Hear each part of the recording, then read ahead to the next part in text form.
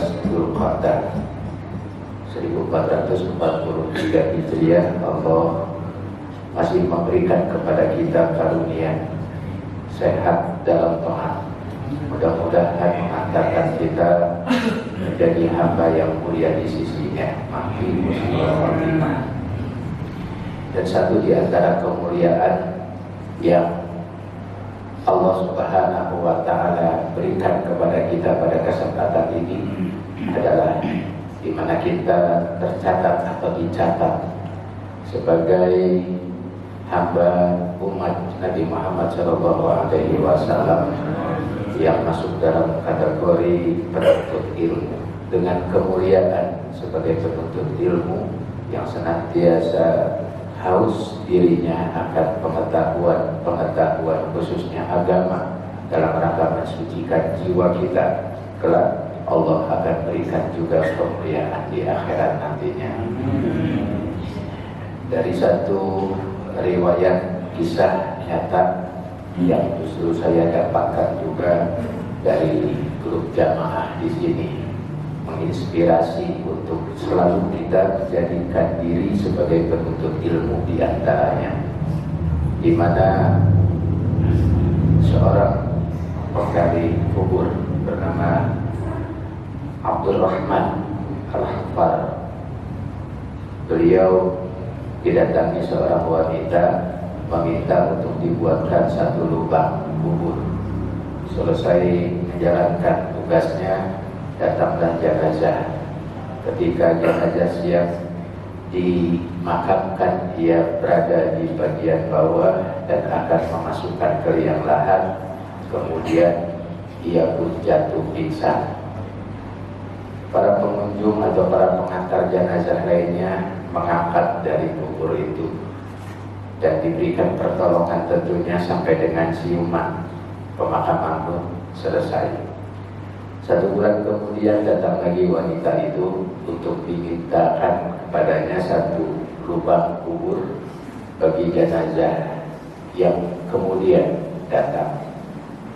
Begitu siap dimakamkan, dia pun berada di bagian bawah menerima jenazah, dan ketika akan dimasukkan ke liang lahat, ia tersenyum dan ia pun semangat mengerjakan prosesi pemakaman tersebut sampai selesai.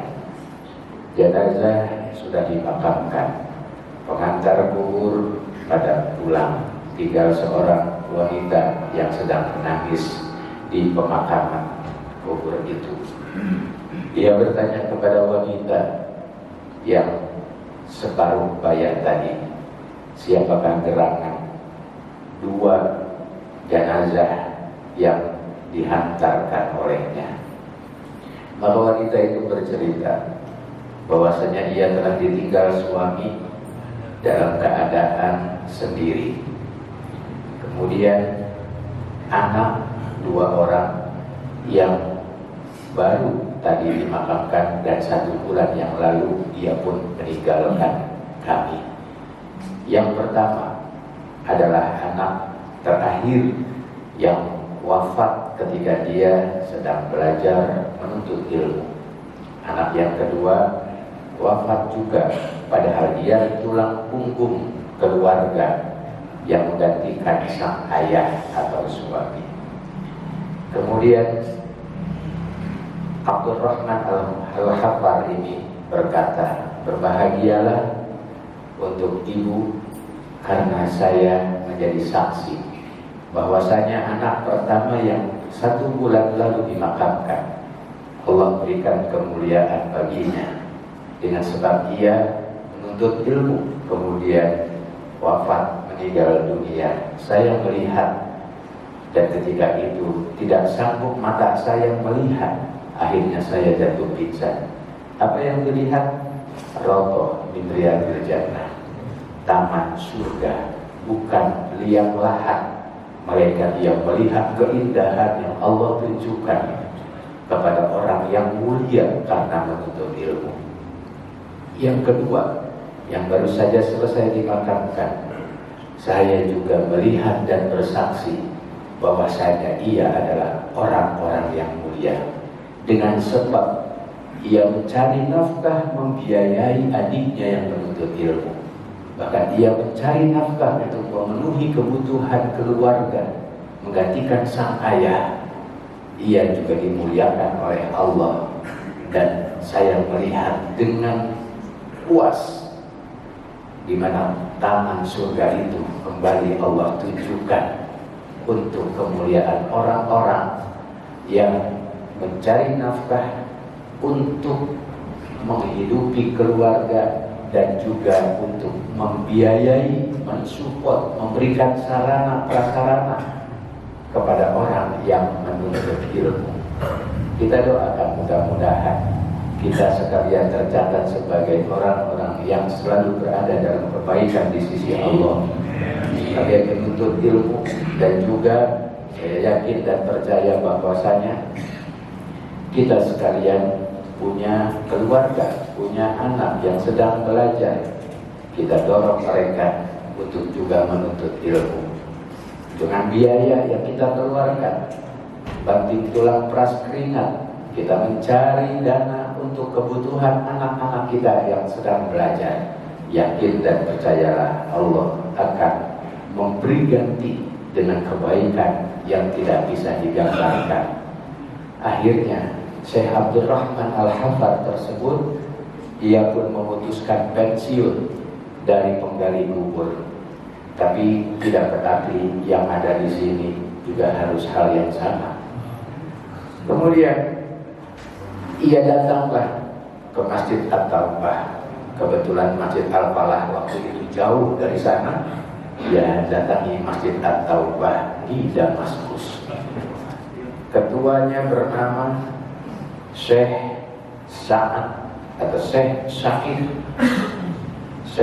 Burhanuddin, ketua Masjid At-Taubah.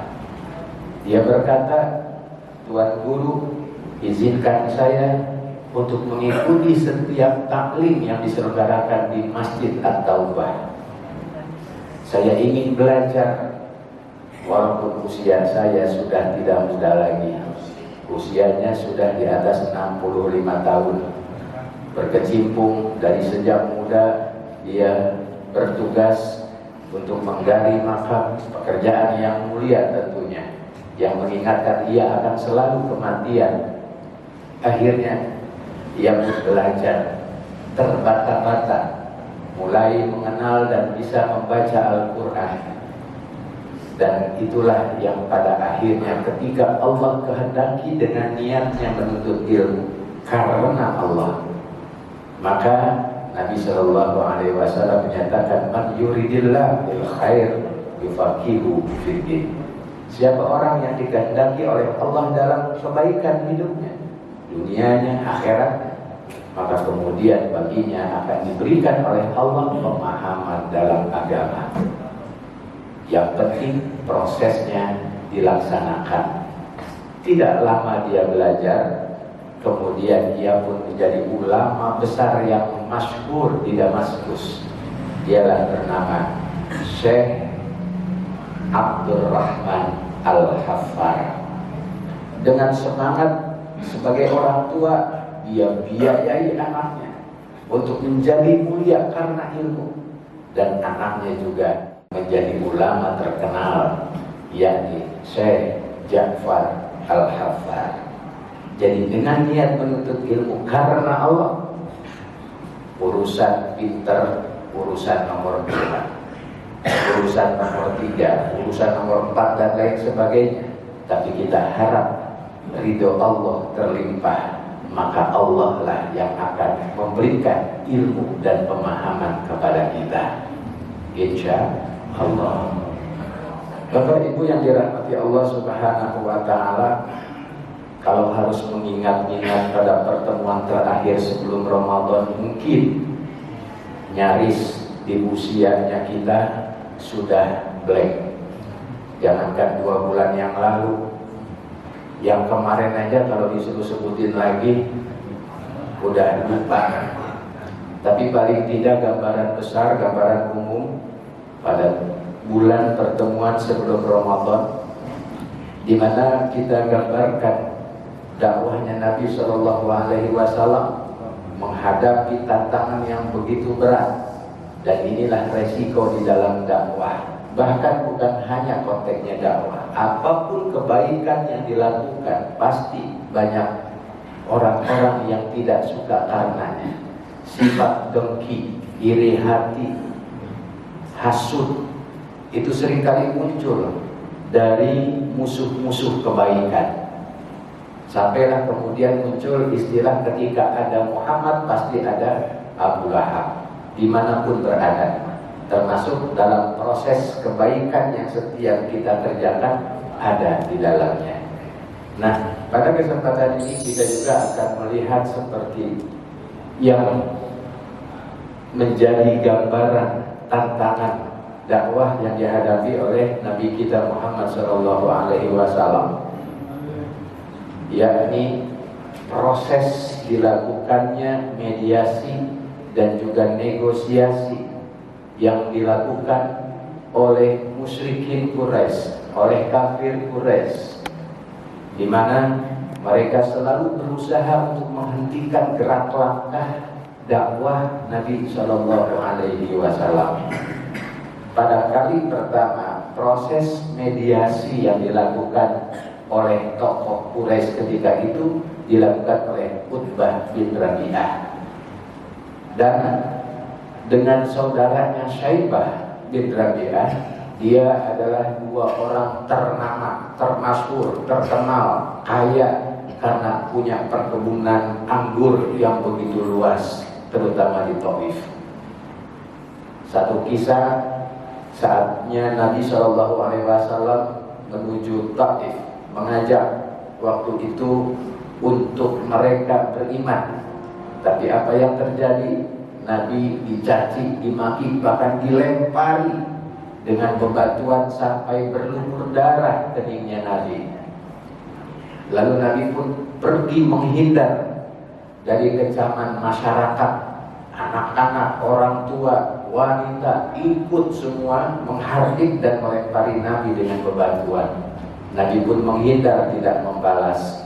Lalu ia pun duduk di sebuah kebun anggur, dan ternyata perkebunan anggur itu adalah milik daripada Utbah bin Rabi'ah bersama dengan saudaranya Syaibah bin Rabi'ah.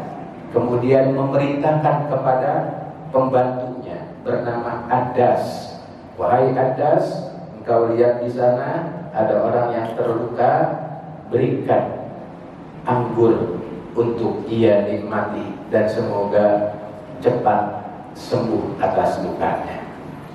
Dengan kebencian untuk menemui Muhammad Sallallahu Alaihi Wasallam, ia hanya memerintahkan itu. Ada pada dirinya juga kepercayaan, keengganan kepada Nabi, maka ia memerintahkan kepada Adas. Ketika Adas datang memberikan kurma, memberikan anggur, kemudian Nabi mencicipi dengan menyatakan kalimat Bismillahirrahmanirrahim. Tercenganglah Adas. Inilah kalimat yang pernah aku dapatkan dari pemahaman keyakinan agamaku yang terdahulu disampaikan oleh Yunus bin Matta. Dan ia pun diberikan oleh Nabi SAW kisah tentang Yunus bin Matta yang jauh lebih lengkap lagi. Akhirnya Adas pun mencium kening Nabi, mencium tangan Nabi, bahkan mencium kaki Nabi. Terlihat perilaku Adas itu oleh Utbah dan Syaibah bin Rabi'ah. Akhirnya ia pun dimarahi. Kenapa gerangan engkau mencium orang itu, menghormati orang itu secara berlebihan? Kata Utbah. Maka Adas berkata, kalaulah ada kebaikan dan kebenaran, maka inilah kebahagiaan besar yang aku dapatkan, kekayaan besar yang aku miliki, di mana aku bertemu dengan seorang yang mulia yang sudah dijanjikan oleh Allah Subhanahu wa Ta'ala, yang akan terlahir kemudian bernama Ahmad. Itulah ayat yang baru saja kita dengarkan dari Ustaz Fatih pada rakaat yang kedua. Min ba'di ismuhu Ahmad. Namanya sudah terdahulu disebutkan dan orangnya tampil tampak di depan mata Ahdas. Bapak yang dirahmati oleh Allah Subhanahu wa Ta'ala, karena Utbah ini orang yang termasyhur, terkenal, berpengaruh, maka dipilihlah tokoh untuk melakukan mediasi agar kiranya antara Nabi Shallallahu Alaihi Wasallam dengan Quraisy melalui pemahamannya ada kiranya mediasi supaya ada jalan tengah yang Nabi jangan lagi mencaci maki dan pihak mereka juga pada akhirnya bisa memenuhi apa yang diinginkan oleh Nabi. Siapa lagi yang bisa melakukan itu? Kata mereka para pimpinan Quraisy, kalau bukan Ahdas. Dia orang yang lebih pantas. Dari sisi usianya juga dia boleh dibilang paling dewasa. Jadi rupanya Ahdas ini pada akhir riwayat kematiannya saat perang Badar itu berada di usia 150 tahunan, cukup panjang. Di mana Ahdas ini punya umur yang cukup panjang. Pada saat itu nampak Ahdas lebih dewasa, kemudian juga pandai dalam menyampaikan pesan-pesan sehingga banyak di antara mereka yang terpengaruh karena kemampuan dalam menyampaikan. Nah, ini adalah Utbah bin Rabi'ah. Kemudian lihatlah, Quraisy berkumpul satu hari. Lihatlah di antara kalian yang paling berpengetahuan tentang sihir, tentang perdukunan dan syair. Datangi laki-laki yang telah memecah belah persatuan kita, yang sudah menghina urusan kita, yang mencela agama kita, maka bicaralah padanya dan lihatlah bagaimana tanggapannya. Coba omongin dan kita tunggu apa jawaban daripadanya. Maksudnya adalah Nabi Shallallahu Alaihi Wasallam yang dinyatakan oleh mereka adalah dukun, adalah tukang sihir. Kemudian juga yang disampaikannya adalah syair-syair. Itu dalam pandangan mereka. Dan kita tidak tahu siapa di antara kita yang paling cocok untuk menyampaikan itu selain Utbah bin Rabi'ah. Lalu mereka bersepakat, maka mengultimatum kepada Utbah, kaulah wahai Abul Walid. Ini sebutan daripada Utbah karena pengaruh yang sangat besar ketokohannya ketika itu. Akhirnya Utbah pun mendatangi Nabi Shallallahu Alaihi Wasallam. Dalam satu riwayat dari Ibnu Ishaq dikatakan Utbah berkata kepada Nabi, wahai anak pamanku, sesungguhnya kau adalah bagian dari kami, keluarga besar. Sebagaimana engkau ketahui, engkau memiliki kehormatan dalam keluarga dan kedudukan dalam nasab. Dia akui kemuliaan dari keturunan besar Rasulullah Shallallahu Alaihi Wasallam. Dan kau telah datang kepada kaummu dengan urusan yang begitu besar, yang memecah belah persatuan, menjelek-jelekkan mimpi mereka, mencaci Tuhan mereka dan agama mereka, serta mengkafirkan orang-orang tua mereka yang sudah tiada. Nabi sampaikan itu kepada kafir Quraisy, musyrikin Quraisy, tentunya adalah untuk memperkenalkan Allah Subhanahu wa Ta'ala dan juga meluruskan akidah yang selama ini mereka yakini. Itulah yang dilakukan oleh Rasulullah. Semata-mata adalah perintah dari Allah. Penjelasannya juga bukan keinginan nafsunya, melainkan adalah wahyu yang Allah Subhanahu wa Ta'ala tanamkan ke dalam diri Nabi untuk disampaikan kepada mereka. Wa ma utitu minal ilmi illa qalilan. Nabi bukanlah orang cerdas, orang pandai, akan tetapi Nabi Shallallahu Alaihi Wasallam diberikan oleh Allah pengetahuan, diberikan oleh Allah ilham, diberikan oleh Allah wahyu, sehingga mampu menyampaikan dan melebihi kemampuan daripada masyarakat Arab ketika itu. Itu adalah karena izin Allah tentunya, kemuliaan yang diberikan kepada Nabi Shallallahu Alaihi Wasallam. Maka dengarkan perkataanku, kata Utbah, sebab aku mengajukan beberapa tawaran yang bisa kau pikirkan, dan mudah-mudahan kau menerima tawaran-tawaran tersebut. Apakah itu tawaran-tawarannya? Banyak, berkata Utbah. Kemudian Nabi Shallallahu Alaihi Wasallam juga berkata, katakanlah wahai Abu Walid, aku pasti mendengarkan perkataanmu. Silakan bicara. Jadi Utbah sudah menyampaikan banyak apa yang ingin ia sampaikan. Dengarkan, kata Utbah. Kemudian Nabi pun mengatakan, silakan, saya akan dengarkan. Utbah kemudian berkata, ponakanku, jika dengan apa yang engkau bawa ini engkau ingin harta, kami akan kumpulkan seluruh harta agar engkau menjadi orang yang paling kaya di antara kami. Harta yang kami miliki dikumpulkan, digabung dan diserahkan kepadamu, maka engkau menjadi orang nomor satu yang paling kaya.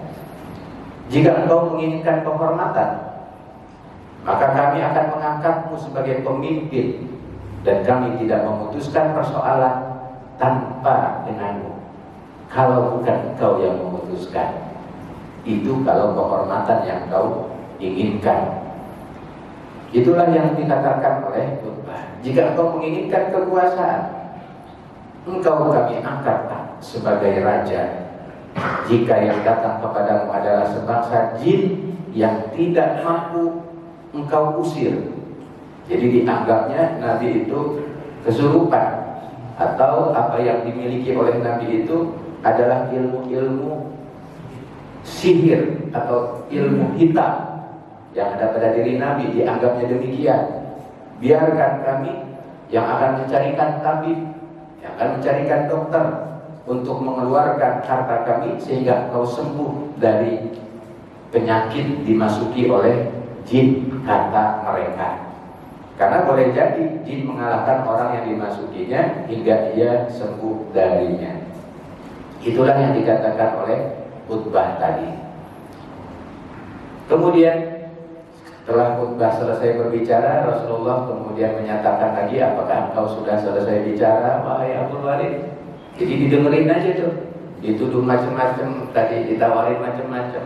Kalau mau harta, kalau mau jabatan, kalau mau kehormatan, bahkan dalam riwayat yang lain dikatakan kalau engkau menginginkan wanita, maka akan aku carikan wanita-wanita tercantik dan aku akan serahkan kepadamu untuk diperistri. Demikian katanya.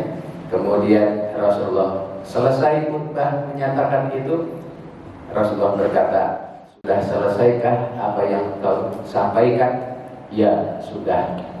Kemudian Rasulullah SAW bersabda, kalau begitu dengar apa yang akan aku katakan.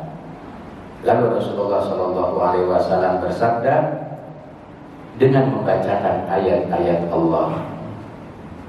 Fasma' minni qala af'alu qala bismillahirrahmanirrahim hamim tanzilun minarrahmanir rahim kitabun fussilat ayatuhu qur'anan arabiyyan liqaumin ya'lamun basyiran wa nadhiran wa a'rada aksaruhum fahum la yasma'un faqalu qulubuna fi akinnatin mimma tad'una ilaih. Nabi Shallallahu Alaihi Wasallam membacakan surah Fussilat ayat 1 sampai dengan ayat yang kelima dan disimak oleh Utbah. Tentu saja karena bahasa yang dipahami oleh Utbah, sementara kita kan harus diterjemahkan yang isinya dengan menyebut nama Allah yang Maha Pengasih lagi Penyayang, Hamim. diturunkan dari Tuhan yang Maha Pemurah lagi Maha Penyayang. Kitab yang dijelaskan ayat-ayatnya, yang dibaca dalam bahasa Arab untuk kaum yang mengetahui, yang membawa berita gembira dan yang membawa peringatan. Tetapi kebanyakan mereka berpaling daripadanya. Maka mereka tidak mau mendengarkan. Mereka berkata, hati kami berada dalam tutupan yang menutupi apa yang kamu seru kami kepadanya, dan di telinga kami ada sumbatan di antara kami, dan kamu ada dinding. Maka bekerjalah kamu, sesungguhnya kami bekerja pula. Jadi artinya, silakan kamu berusaha, mengusahakan, mengupayakan apapun yang ingin mencegah daripada kebenaran itu sampai kepada. Kemudian kami terus melaksanakan perintah Allah. Nabi terus berdakwah. Ayat-ayat tersebut dibacakan oleh Rasulullah SAW sampai dengan tuntas dari ayat 1 sampai dengan ayat 5, dan Utbah dengan khusyuk mendengarkan karena pemahamannya akan syair-syair yang sudah lama ia geluti, dan ternyata ini bukan sembarang syair. Ini adalah keindahan yang luar biasa, kalimat-kalimat yang penuh dengan mukjizat. Sampai-sampai Utbah pun dikatakan terbius akan keindahan pola susunan ayat dari Allah Subhanahu wa ta'ala ketika dibacakan. Ia diam. Ini orang yang paham begitu. Kalau dibaca Al-Quran, fastami'u wa ansitu, terlepas paham atau tidak paham, ketika memang yang dibacakan adalah ayat-ayat Al-Quran dan mereka itu kemudian dengerin, diam, maka Allah akan turunkan rahmatnya. Sebagaimana juga Allah Subhanahu wa ta'ala akan berikan hal yang sama kepada siapa di antara mereka, baik yang membaca maupun yang mendengarkan ayat-ayat Allah dengan khusyuk. Ketika Rasulullah sampai pada ayat sajadah, beliau bersujud, kemudian beliau bersabda, wahai Utbah, engkau telah mendengarkan apa yang baru saja engkau dengar. Sekarang terserah kepadamu tentang apa yang baru engkau dengar tadi. Terasa gua udah nyampe ini. Itu aja jawabannya. Jadi bukan jawaban Nabi, melainkan dari Allah Subhanahu wa ta'ala yang langsung memberikan apa yang dinyatakan oleh Utbah tadi, bahwa Allah Subhanahu wa ta'ala justru akan memberikan kebaikan kepada mereka, melainkan mereka menolak, menutup telinga mereka, menyumbat telinga mereka, membuat dinding dari kebenaran yang akan sampai ke dalam hati mereka. Itu adalah upaya mereka, usaha mereka. Silakan kerjakan. Aku pun akan melakukan hal yang sama, terus berdakwah yang dilakukan oleh Rasulullah. Jadi ini memberikan pelajaran kepada kita, di mana Nabi Shallallahu Alaihi Wasallam, ia yang mendapatkan karunia dari Allah, wahyu, kemuliaan, kemasyhuran dan lain sebagainya.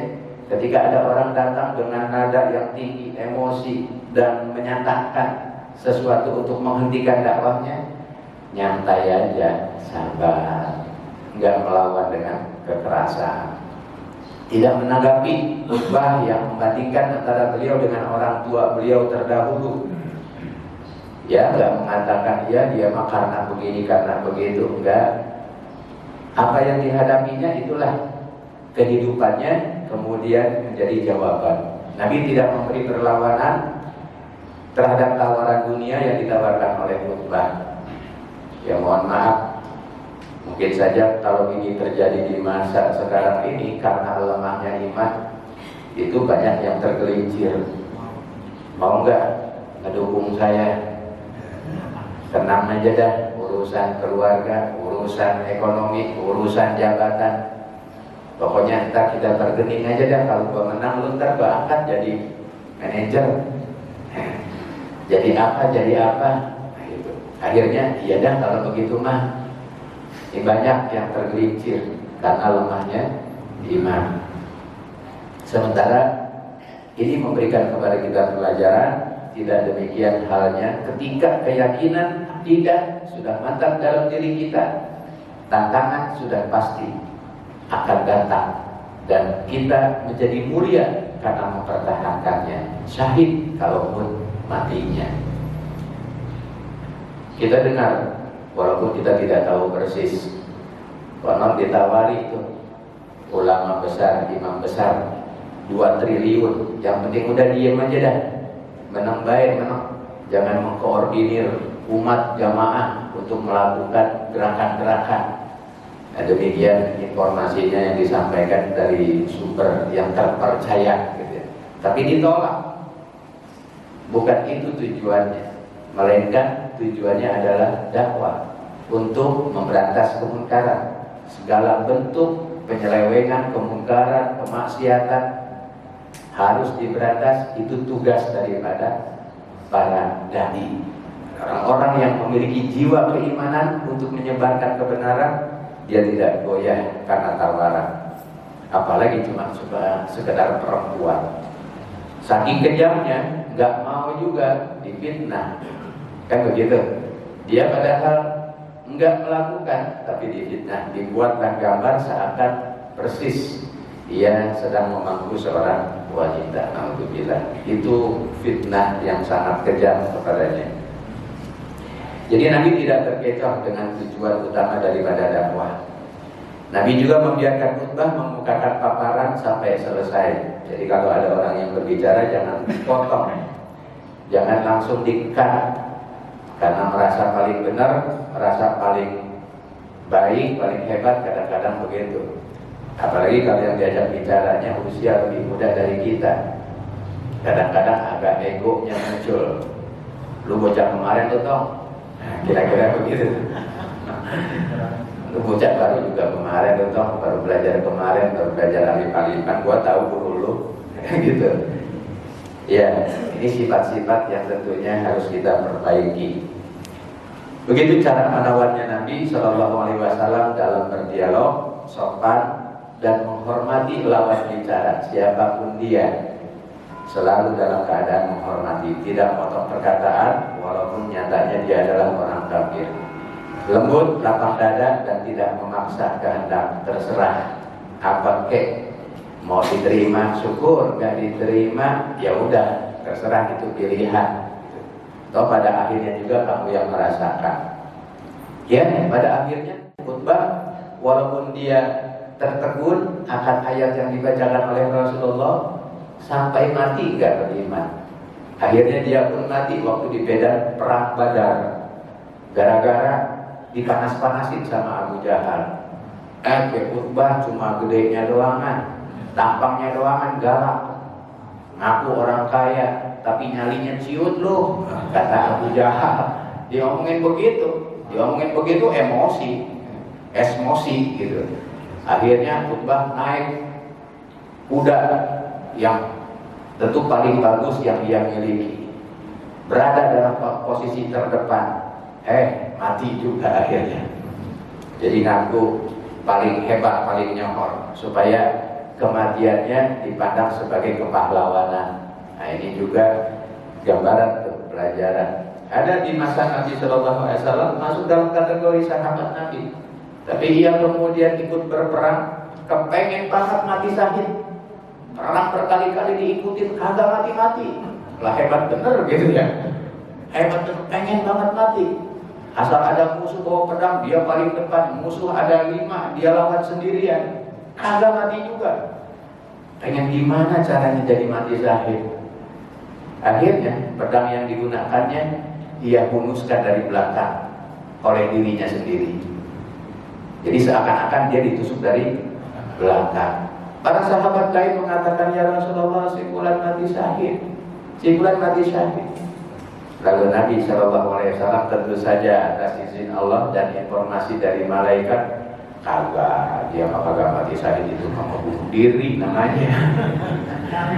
Itu mah bunuh diri namanya. Ya Rasulullah pun diam. Yang hanya mengetahui ya Rasulullah sendiri, gitu. Dia kagak diomongin. Kalau kayak kita kan udah pengennya gatal mulu yang ngomong. Lu tahu nggak? Lu bener-bener dia mah kagak mati syahid, itu mah sangit, itu mah orang bunuh diri. Lah gua tahu, malaikatnya masih tahu. Itu kita. Rasulullah ternyata tidak begitu, ditutupi. Jadi ada yang pengen banget Nabi Syahid, akhirnya bunuh diri. Jadi masalah pokok dalam Islam bahwa Al-Quran diturunkan itu adalah dari Allah.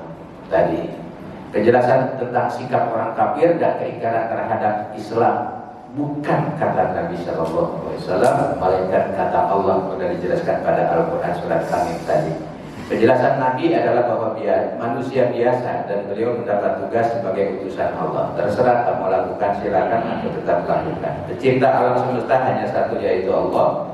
Penjelasan tentang pengingkaran umat terdahulu dan apa yang menimpa mereka karena kedurhakaan mereka sudah jelas banyak terjadi sebagai gambaran-gambaran.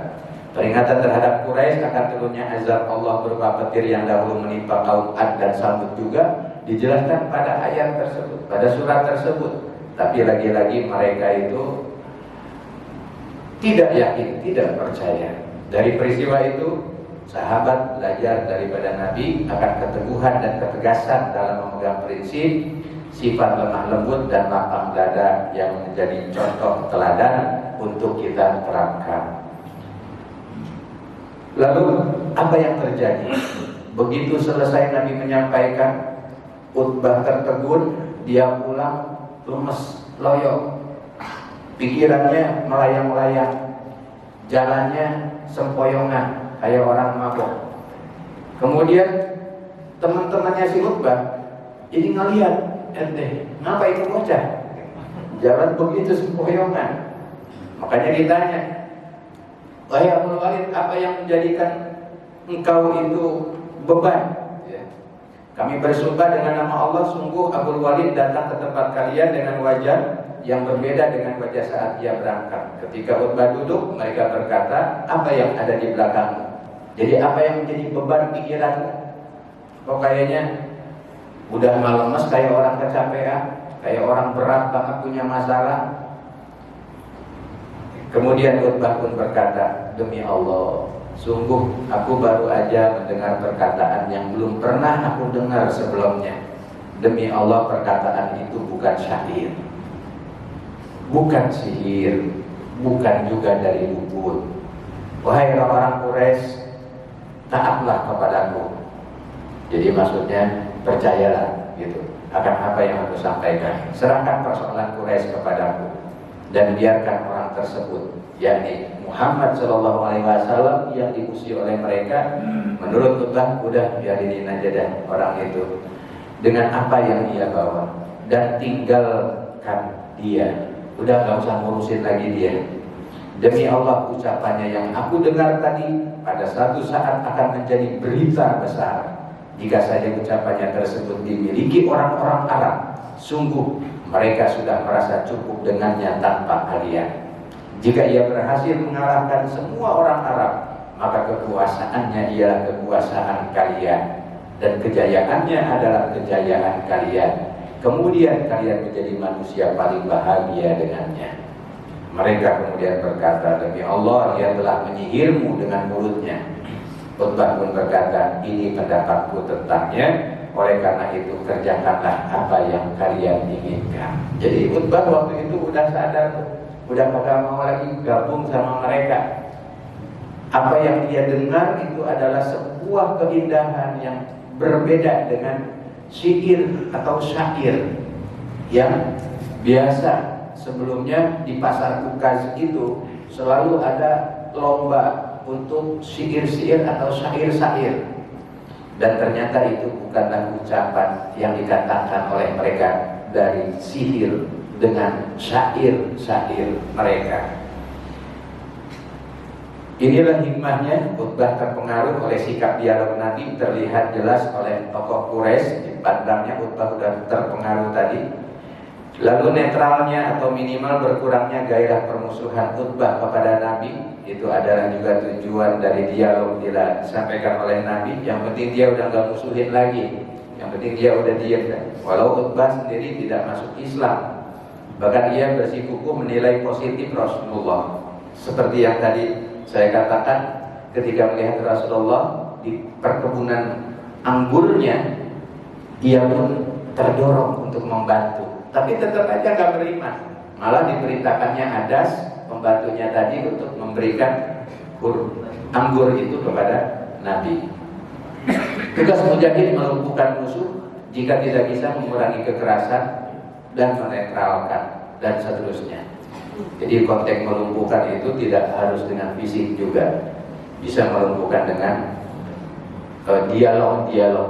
Jadi bukan melumpuhkan dengan sihir dari jarak jauh, disantet itu dilumpuhkan.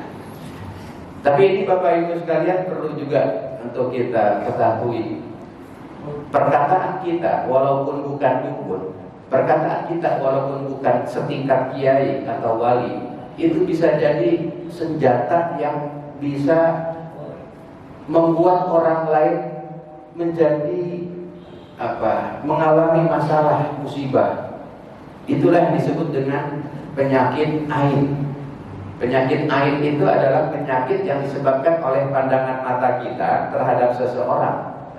Lalu orang yang kita pandang itu tiba-tiba jatuh sakit. Itu namanya ain. Maka kata Rasulullah kepada Aisyah radhiyallahu anha, bahwasanya ain itu menjadi penyebab setelah kematian sebagai takdir. Jadi kematian 2/3-nya disebabkan ain, 1/3-nya takdir. Al-ainu haq, bahwa penyakit ain itu benar emang ada, benar emang terjadi. Dan Rasulullah memerintahkan ruqyah itu kepada 2 perkara. Satu, yang orang kemasukan setan atau kena sihir. Yang kedua, karena ain. Ruqyah. Satu ketika satu sahabat Nabi sedang mandi. Ahnaf bin Bunay sedang mandi. Begitu mandi, maaf, tentu saja membuka pakaiannya. Kalau dulu di sana itu kan kamar mandinya tidak seperti kita tertutup semua, tapi kayak kamar mandi yang masih ada di desa-desa, cuma dinding doang, bahkan adanya di luar rumah dengan kucuran kalau di desa gitu ya. Nah, dari belakang Umar bin Rabi'ah melihat itu putih bet, itu badannya dia, gitu. Putih bet itu badannya dia. Saking putihnya seperti wanita yang senang dipingin. Ini ungkapan pujian kepada warna kulit atau kebersihan kulitnya atau keindahan kulit dari sahabat itu. Apa yang terjadi? Pulang aja tuh yang ngomong tadi Umar bin Rabi'ah. Begitu keluar dari kamar mandi, langsung jatuh stroke. Siapa tuh yang stroke-nya? Ahnaf bin Bunay, bukan yang ngomong. Akhirnya diceritakanlah sampai kepada Nabi, ya Rasulullah, beliau ini tadinya sehat, kenapa kok tiba-tiba dia stroke, jatuh, ya bahasa saya gitu ya, stroke istilahnya sekarang itu. Dia jatuh tidak bisa bangkit lagi untuk berjalan atau aktivitas lain. Kata Rasulullah, ini karena ain. Al-ain mata, artinya pandangan. Lalu kata Nabi, siapa orang yang sebelumnya melihat engkau dan mengatakan sesuatu? Nah, beliau mendengar. Tadi emang waktu saya mandi, saya melihat dan mendengar tuh Umar bin Rabi'ah ngomong kayak begitu tuh. Panggil dia. Dipanggil lah. Itu engkau ucapkan tidak dengan berzikir kepada Allah, maka menyebabkan orang lain terluka. Mestinya ketika kita melihat keindahan tadi, awali dengan zikir, Masya Allah, Subhanallah. Diawali dengan zikir, insya Allah tidak akan menyebabkan penyakit. Padahal itu pujian. Lalu apa kata Nabi? Segera engkau berwudu atau mandi dan sisa air wudumu disiramkan kepada orang yang terkena air. Jadi setelah Umar bin Rabi'ah berwudu, air wudunya tadi disiramkan, terutama pada bagian yang menjadi keluhan tadi, bahasa stroke-nya atau sakitnya. Dan seketika itu juga sembuh. Nah, ain ini tidak hanya menimpa orang dewasa, banyak justru anak-anak kecil, bocah-bocah orang yang kena ain. Kenapa? Gara-gara orang tuanya. Saking senangnya dia punya anak, ditimang-timang, lupa sama Allah. Anak siapa? Anak siapa? Anak raja, anak raja. Lah anak pakai anak siapa? Ini orang tua tidak menyebut asma Allah ketika ada kebanggaan padanya. Bocah yang kena. Akhirnya bocah banyak nangis mulu tiap malam atau sakit-sakitan. Yang terjadi apa? Cari dah orang-orang tertentu yang dianggap bahasa orang pintar, dikalungin dah tuh. Sama apa tuh yang hitam-hitam tuh? 212 121. Apa namanya itu? Biro satu. Jadi ain dibalas ain lagi gitu ya. Nah itu tuh, ini gara-gara orang tua tuh tadi. Jangan nyalahin orang lain. Maaf, juga anak sakit-sakitan nantinya stroke atau polio. Lagi-lagi ini penyakit bukan penyakit medis, tapi penyakit karena non medis. Bagaimana caranya untuk menyembuhkannya? Sisa air wudhu kita disiramkan. Tapi jangan kemudian setiap anak yang nangis malam hari dianggap air, kemudian kita wudhu siram malam-malam itu bocah. Iya, enggak juga begitu kali gitu. Nah, salah enggak orang yang terkena penyakitnya? Enggak salah, enggak tahu kok dia, tapi terjadi. Begitu juga kita, boleh jadi kita lagi jalan atau kita nggak kemana-mana, orang ngeliat kita. Itu Ustaz Batin ya, ganteng banget ya. Misalnya gitu, ganteng banget ya. Gua mau dah jadi istri yang kedua, misalnya kayak gitu. Lah itu tiba-tiba stroke itu Ustaz Batin itu. Bisa terjadi begitu itu. Bisa itu terjadi. Kenapa? Karena pujian atau kebanggaannya tidak diiringi dengan menyebut asma Allah. Atau bisa sebaliknya, gua kesel banget sama dia, biar mampus dia. Pernah nggak Bapak mengalami atau melihat atau mendengar kejadian kalau lagi bawa mobil tiba-tiba disalip sama motor atau sama mobil lain? Kesel. Itu supir ngomong dengan kebencian, mampus loh gitu. Macam-macam lah omongan yang kurang baik. Nggak lama kejadian, nabrak kek, busuk kek, dan sebagainya. Jadi ain ini bisa terkena tubuh, juga bisa terkena benda. Kalau kita melihat mobil atau mobil kita senengi gitu ya, mobil gua, mobil kedua, siapa yang punya? Kagak lama itu mobil, kalau kagak baret kek, nubruk kek, ditubruk kek, atau hilang. Nah, hati-hati. Itu karena ucapan kita juga, atau ucapan orang lain. Bagaimana agar menghindari daripada ain? Ada orang ngomong kayak gitu sama kita, tapi kita kagak kena, kagak kena. Ain lo ya, ain kagak kena. Ya kita nggak tahu. Cuma untuk menangkalnya, Nabi SAW ngajarin baca tiap pagi, tiap sore sayyidul istighfar. Satu, baca juga minta perlindungan kepada Allah. Apa Rabbi a'udzubika min hamazati syayatin wa a'udzubika Rabbi ayyahdurun. Baca juga doa Allahumma a'inni ala dzikrika wa syukrika wa husni ibadatik. Dan kalaulah tidak, selalu kita ingat kepada Allah, zikir selalu kepada Allah di setiap kesempatan. Kita lagi jalan, kita lagi main dan apapun, zikir. Jadi dengan zikir kita bisa menangkal haidnya orang lain. Oleh karena itu, kalau kita banyak posting foto kita, kemesraan kita, kecantikan wajah kita bagi wanita, atau ketampanan gua gagah nih, tampilin nama kita tuh, diposting tuh orang-orang bisa ngeliat, ih ini keluarganya harmonis banget ya, bukan main, gitu kan? Itu bisa ain tuh. Padahal senang, bangga karena postingan foto kita mesra. Atau postingan foto kita nakut-nakutin, bawa golok.